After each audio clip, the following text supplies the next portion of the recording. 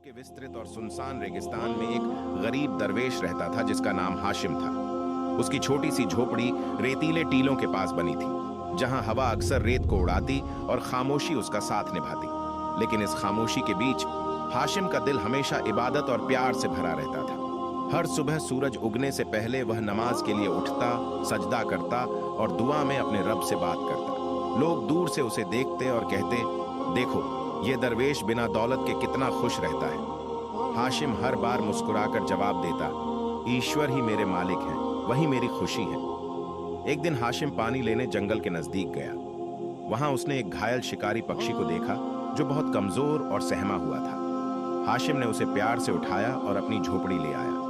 उसने उसे पानी पिलाया, खाना दिया और कहा, डरो मत, भगवान हमारी मदद करेंगे। कुछ ही दिनों में वह पक्षी स्वस्थ हो गया।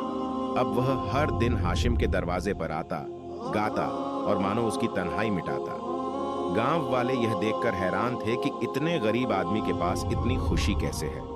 हाशिम हमेशा कहता, सच्ची खुशी दौलत में नहीं, ईमान में है। एक रात अचानक तेज तूफान आया।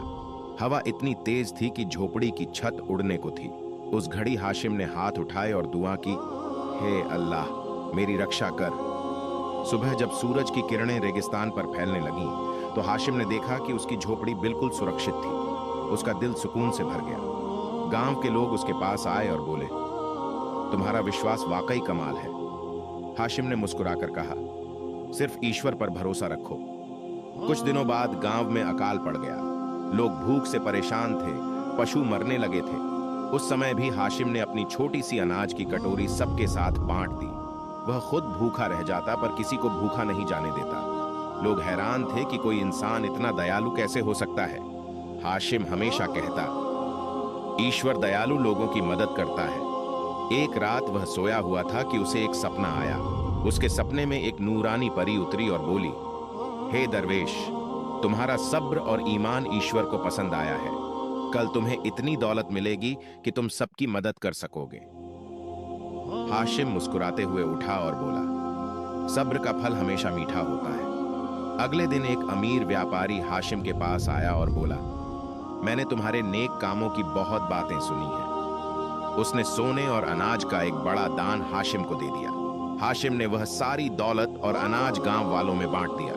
गरीब लोग खुश हो गए, बच्चे खेलने लगे और गांव में खुशियों की हवा बहने लगी। हाशिम ने सबको समझाया, ईश्वर की इबादत ही सबसे बड़ा खजाना है। सालों तक हाशिम गांव की सेवा करता रहा। उसकी जिंदगी नमाज, दुआ, सब्र और दान से भरी रही। लोग उसे देखकर सीखते कि सच्चा सुख दौलत में नहीं, ईमान और नेक कामों में है। आखिरकार हाशिम का नाम हर दिल में प्यार और इज्जत के साथ बस गया। वह गरीब दरवेश जिसने सिर्फ विश्वास और सब्र से जिंदगी गुजारी, हमेशा एक मिसाल बन गया।